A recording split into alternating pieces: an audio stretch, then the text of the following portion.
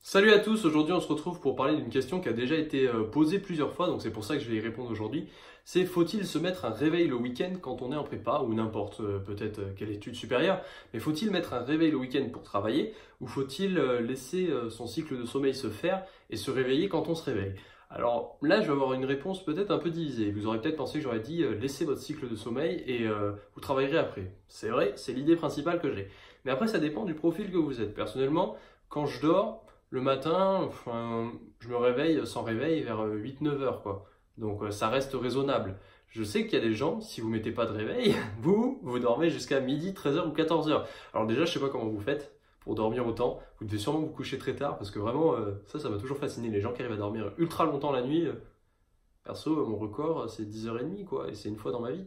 Bref, c'est pas ça le sujet, c'était juste pour savoir, est-ce qu'on va mettre un réveil pendant le week-end? Donc, je pense que ça dépend du type de personne que vous êtes. Si vous levez à midi, 13 heures ou 14 heures, quand même, là, ça fait tard.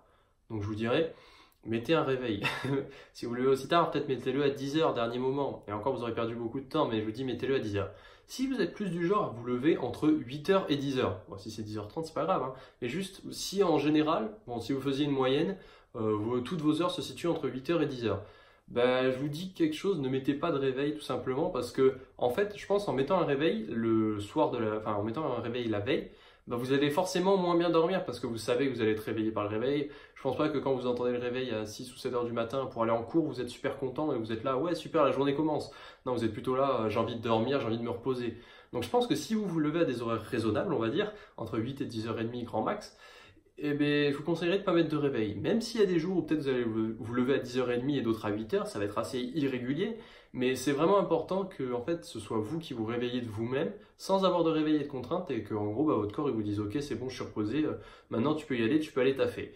Par contre, si c'est plus du midi 14 heures, là, je veux pas vous les... Enfin, vous faites comme vous voulez après, mais perdre toute une matinée et commencer la journée à 14 heures, c'est un peu chaud, quoi. Enfin, ça va vraiment faire que travailler, dormir, travailler, dormir, travailler, dormir. Il faut avoir du temps pour les loisirs et pour autre chose en prépa.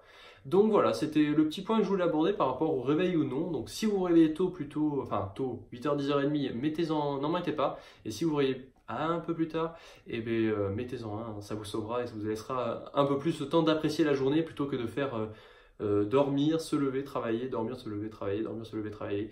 Enfin voilà, vous laissez un peu de temps pour vous aussi et pas que dormir. Je vous souhaite à tous de passer une bonne soirée, travaillez bien et on se retrouve demain. Ciao tout le monde!